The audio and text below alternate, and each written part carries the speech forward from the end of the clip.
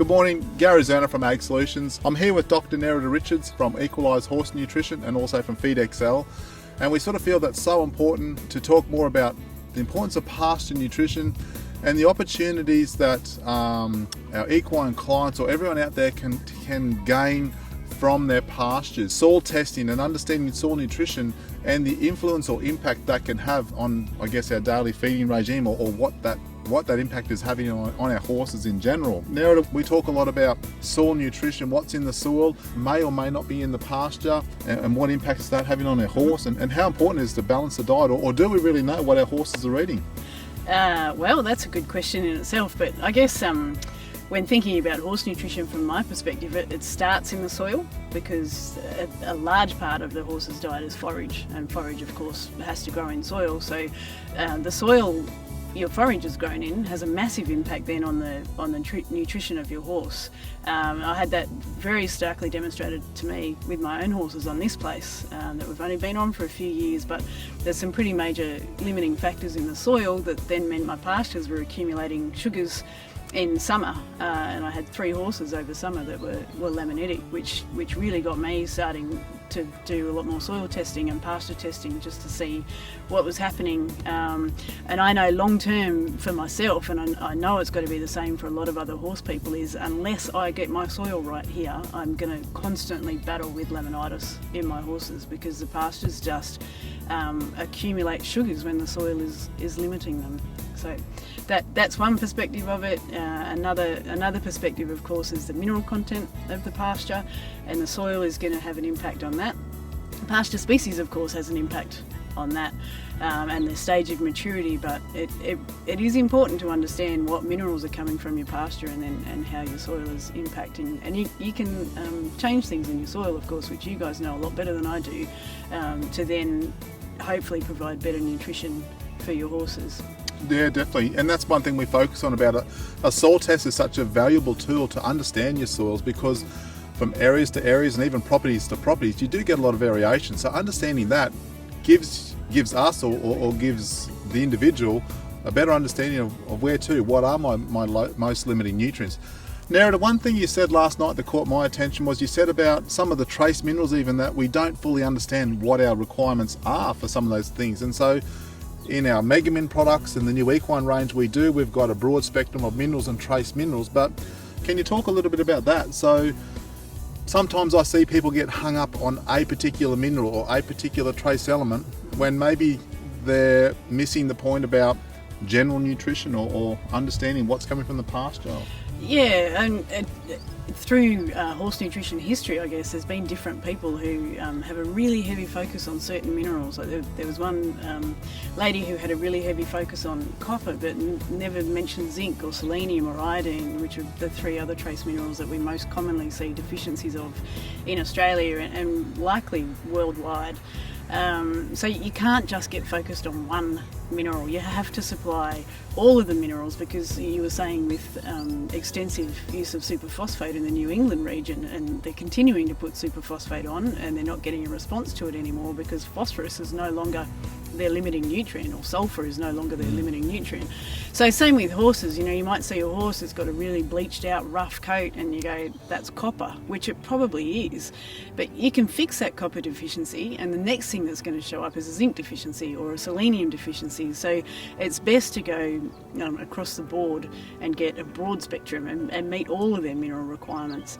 But what you're referring to before with minerals we don't know a lot about, there's a bunch of minerals we know with decent amount of certainty what a horse's requirements are, but there's also a heap of minerals like boron, for example. We know that they need it, we just don't know how much they need on a daily basis. And there's, would you say, 102 minerals, 103 minerals, so there would be some requirement for almost all of those. We just don't know what that requirement is, and it's minute amounts, but there's still a requirement there for it, which is where ingredient variety comes in. And I think also where your products are a little bit unique in that they do have that broad spectrum of minerals outside of what I would normally focus on. We're sort of bringing in all of those minerals, which hopefully, it's got to be of some benefit.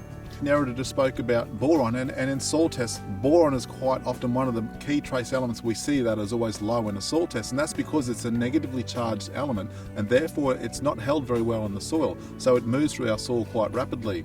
I mean, certainly if you look at a horse in its natural environment where it could graze, back through the ages, it could graze as many million hectares as it really had access to, but and in doing so they were able to go and seek out certain plant species. They probably weren't necessarily looking for a certain element. We know, you said last night, that they will seek out sodium in cattle and phosphorus. We know horses will certainly seek out sodium.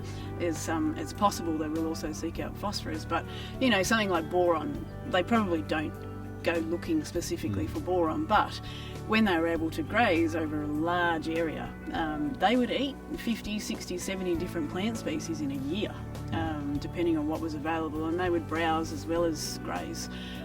Here, I mean, you just take the example of my own horses, there's maybe 5 or 6 different grass species in our paddock, and then occasionally they'll get something different coming in as a hay as well, but the ingredient variety in our modern horse diets is so minimal compared to what traditionally they would have gotten. So, and it's not to say, the prehistoric horse or wild horses, they've still got the ability to eat a large variety of food. They don't necessarily live for a very long time, so it's still not perfect nutrition out there, but the ingredient variety is so much better that they probably are getting a much broader spectrum of nutrients, and their lifespan is possibly more due to factors like their teeth give them issues, although they have issues with their feet and their legs. But mineral nutrition is so important in a horse, because when you think about it, you look at a broiler, it lives for 6 to 8 weeks, and then you look at a vealer, beef vealer, might live to 12 months.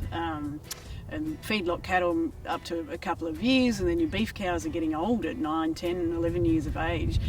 That's just when a horse is peaking at 9, 10, 11 years of age. Not race horses, of course, but a lot of your performance horses, like it takes that long to get them to the really high level, particularly in something like dressage. So if you don't get their mineral nutrition right early in life, their joints are going to be ruined by the time that they get to that age. Their feet will start to fall apart. Their immune systems just won't be able to fight off any significant challenge.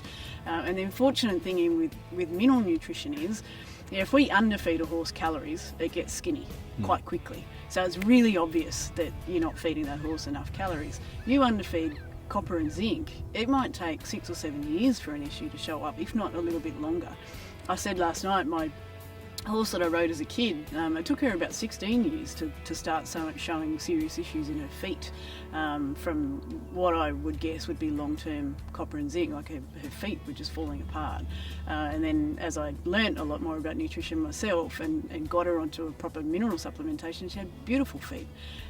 So it's hard because we don't get that. It's a little bit like smoking and cancer. You can smoke and you don't get cancer for 30 or 40 years. There's not that instant effect of mineral nutrition necessarily. Nerida's done a PhD in equine nutrition, and that's, I guess, why AgSolutions has teamed up with Nerida in assisting us with the development of like the Megamin Equine Enhancer and our new Big Head product. Tell us a little bit about the journey of the development of these products.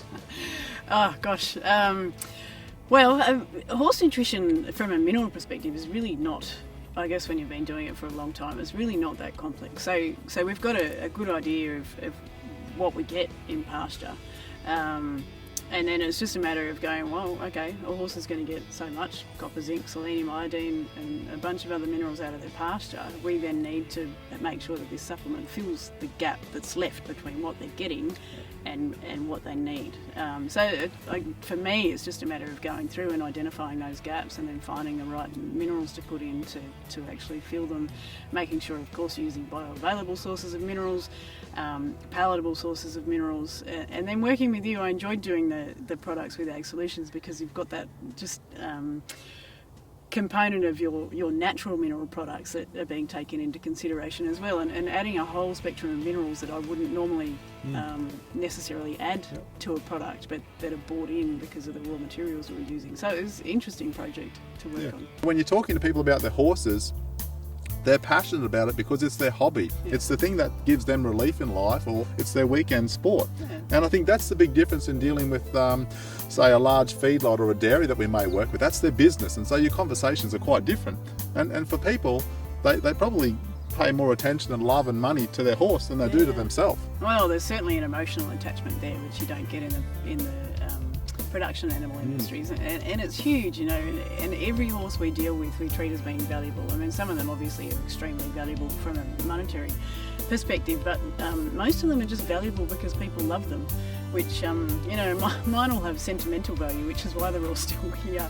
But yeah, they're valuable. You know, the tiny little pony that a 6-year-old rides is just as valuable to me as someone's very expensive thoroughbred, and probably more so, because if something happened to that pony, the kid would be devastated. So yeah, they're all, for different reasons, they're all very valuable animals, and for that reason, people are really interested in their long-term health. So just to wrap up, it's been great to spend a few moments with Dr. Nerida Richards, and we'd just like to say, thanks for your time, and we hope you value the information that's out there and what we can hopefully continue to bring to you. There's always opportunities for us to continually present and bring this sort of information from the likes of Nerida to the industry through these sorts of information nights, through our Facebook and social media, and through other various media campaigns and marketing and the material and information that we produce. So Nerida, thank you for your time, your knowledge. You've gone right through to a PhD and the Feed XL program that you've developed with your team are such valuable tools in modern day equine nutrition. And I mean, we only scraped on the surface last night, but anyway, there's plenty of opportunity for information to come. But Sure. Thanks for your time. My pleasure. It was good. I really enjoy doing this sort of work, so thanks for having me.